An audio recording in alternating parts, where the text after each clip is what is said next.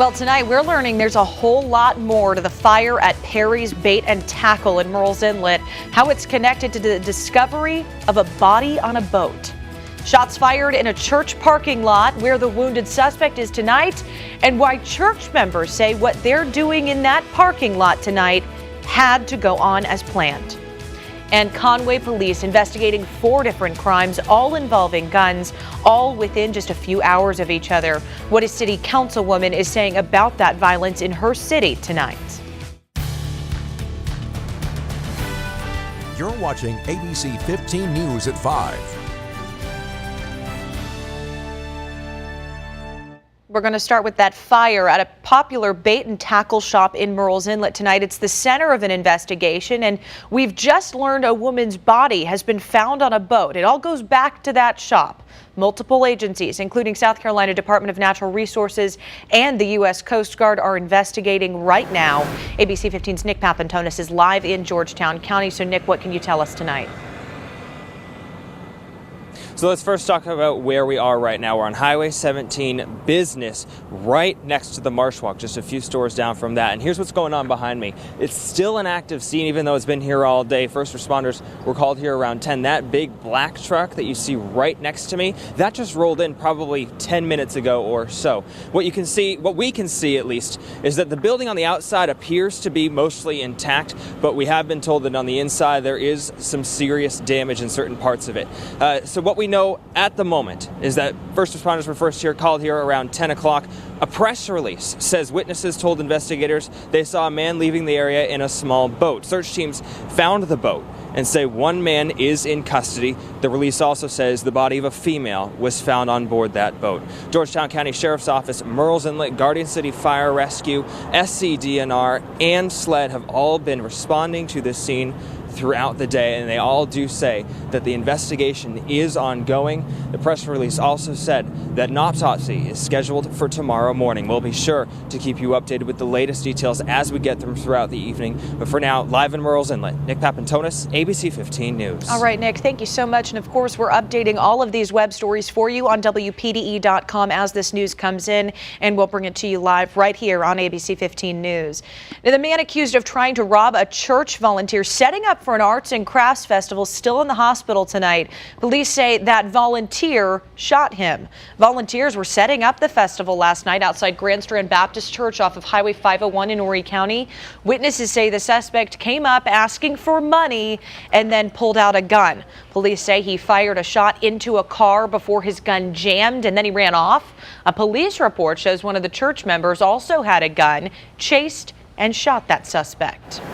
ABC 15's Taggart Hauk is live outside that church for us tonight. Taggart? Yeah, Summer, this is the church's first festival, and of course the event you mentioned last night, that spurred talk about a delay, but many wanted this to go on just as planned. Now, I want to give you a little information here. 44 vendors are here, some of them local, many from other states, and church officials here have taken extra precautions after what happened last night. They're doubling down on nighttime security, which means they'll have 2 officers instead of 1. And they tell me Horry County Police will be around, but that was planned even before last night's shooting. And everybody I've spoken with says the focus now is just on making this festival a success. We were pressing forward with it. We can't let this, hold us back, and, we have to go on. And that's what we're doing. This is something positive. We're not going to let that stop us. Now, I'm told money here will go to hurricane relief funds in wake of what has already been a busy hurricane season. The church, too, church officials tell me that they are coming up with a statement as we speak. They've been working on it through the morning, just on really what happened here last night. They haven't released that yet, but as soon as we get that, we'll put that up on our website for you at WPDE.com. Live now in Myrtle Beach, ABC 15 News, Taggart Hauk. Thank you, Taggart. We're working for you to find out the condition of that suspect tonight. Busy 24 hours for Conway police, too. That city also saw gun violence last night, 4 separate crimes. We've got a map here to show you where everything happened.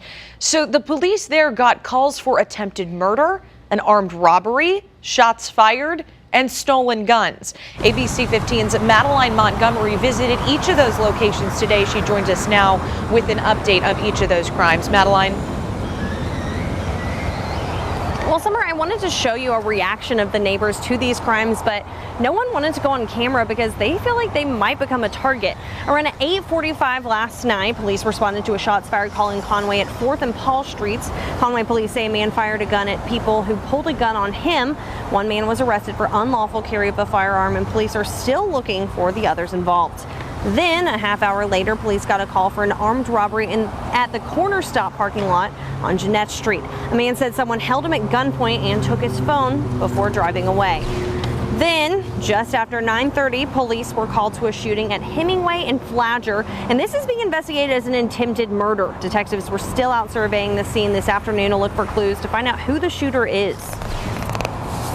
And finally, around 11, police got a call of shots fired at 9th and Temple Streets, where they pulled over a speeding car that ended up having 2 stolen guns in it and an AK-47. And I spoke with a city councilwoman who says enough is enough.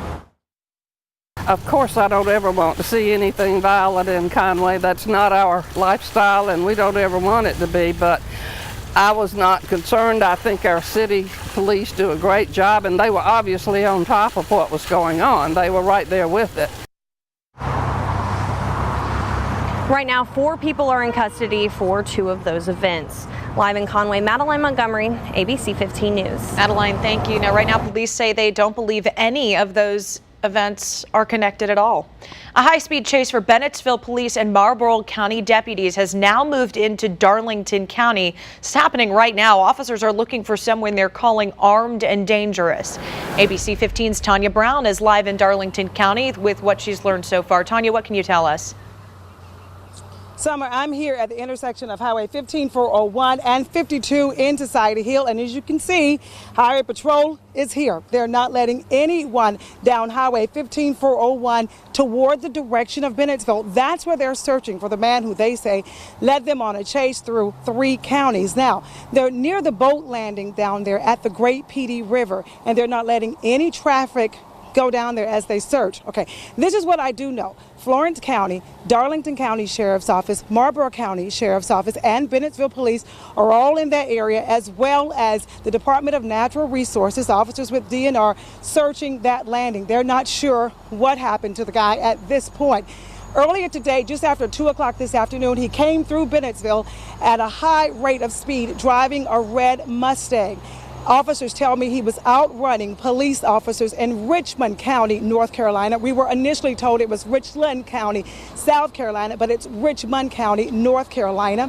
He came through there. As he was approaching Darlington County near Society Hill, officers, Bennettsville police officers, tell me they backed off because of all this traffic that comes through here. It's thousands of cars that come through here every day. They did not want to endanger the public, so they backed off.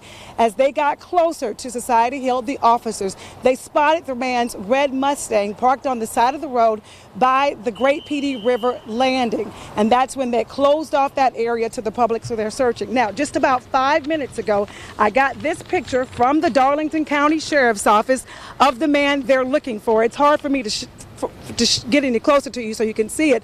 But they tell me, the Darlington County Sheriff, Tony Chavis, tells me that this guy's name is Ronald Whittington III. He also says that this man is known to be armed and dangerous. They say if you see him in this area, to not approach him, don't say anything, immediately call 911. What's interesting during this, as I was covering this, there's an officer right now driving at a high rate of speed, so I don't know if something is happening, but he is speeding right now to get to that landing. But as I was covering this, witnesses kept calling me, texting me, and sending me messages on social media saying that the guy may have been shooting at police. Well, this is what I've learned. He was not shooting at police, yet he was throwing boots at them, boots that you wear on your foot, on your feet, inside his car. He was throwing that at them. Luckily, they weren't injured. Again, if you see this man, officers ask that you do not approach, but call 911. For now, live in Society Hill, Tanya Brown, ABC 15 News. All right, Tanya, thank you so much. And if you'll get us that picture, I'm sure she will. We'll get that picture for you of the suspect up on WPDE.com. We'll also put it on our Facebook and Twitter accounts for you so you can keep an eye out there. Well, an update to a story we told you about yesterday. One of 2 women shot in Robeson County has died. The coroner says 26-year-old Kendra Breeden died after being shot in the head. Breeden and another woman were sitting in a car Wednesday night on Bowie Philadelphia Travis Road in Pembroke when they were shot. Deputies say the other woman was shot in the leg. Jerry Oxendine, this man, is charged with the shooting. He's being held without bond tonight. We've also got an update for you about the fire that burned the Pickled Cucumber restaurant in Surfside Beach Wednesday. Fire chief has ruled that an accident. Owners told us they suspected an electrical issue may have caused that fire that gutted the place. Wasn't open at the time. No one was hurt. The South Carolina Disaster Recovery Office opened a mobile office today at the Socastee Library. People affected by Hurricane Matthew could apply for assistance. It was just one day. If you missed it, don't worry. SCDRO has a permanent office on North Main Street in Marion. You can also apply online. Now, the deadline for applying for assistance is November 10th. For more information, head over to WPDE.com.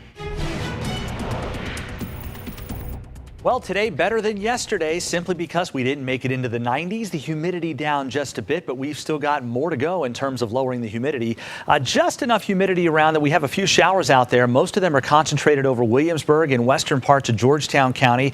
Some rain right now in Andrews, also some rain out there between Lane and Kings Tree. That activity is barely moving but drifting to the north. We had a couple of showers just south of Conway, but they have quickly fizzled out. Most of us are going to be rain-free tonight, just a slim chance of a shower near the coast. All right, these numbers a whole lot better than where they were yesterday. We're in the low to mid 80s everywhere, including 80 in Myrtle Beach and 84 in Florence, 85 in Darlington. As we head through the evening hours, for those of you heading out to the football games, overall the weather looks pretty good, partly to even mostly cloudy skies with a slim chance of a shower. Temperatures only slowly falling into the mid 70s as we head through all the high school football games, especially by the fourth quarter. The humidity is going to go down even more, and temperatures will as well. In fact, some refreshing air is on the way. I'll show you when it gets here in your weekend forecast later. Time now for ABC 15 News Waze on-time traffic. Sponsored by Johnny Gardner Law Group. Well, we do have a crew right now down in Murrells Inlet following that fire and discovery of a dead body down there. There is some traffic in that area, so we are seeing quite a bit of traffic in the area where our crew is there on Highway 17. You can see quite a bit of backup, and then on into Surfside Beach as well. St. James High School looks like you've got some afternoon Friday night events. You guys are seeing a bit of a backup as well. Just a reminder, you can join our Waze team once you download the app. Click on your profile picture, go to Teams, and select the ABC 15 traffic team. Consumer alert tonight. There's a recall of Skip Hop's Moonlight and Melody's Owl and Elephant Nightlight.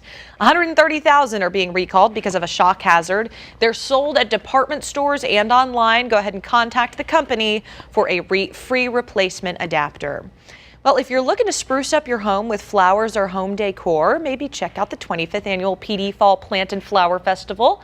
It's on until 6 tonight and then starts up again tomorrow morning at 8 o'clock. Sunday it opens at 10 a.m. It's at the PD State Farmers Market on West Lucas Street in Florence. Parking and admission are both free. The festival will be held rain or shine. And if you want to enjoy some jazz music, check out the second annual Myrtle Beach Jazz Festival starting tonight at 6 o'clock. You can find it on Carver Street between 18th Avenue North and 21st Avenue North. It goes through Sunday, and it's also free. So many people went last year, they expanded it to 3 days this year. Good stuff. Well, the controversy over costly private charter planes for the Trump administration is deepening. We'll show you who's out of a job tonight, who's under scrutiny, and what's being done about all of it. It's not just people under fire for possible Russian meddling in the U.S. elections. Why tech giants are also under a microscope.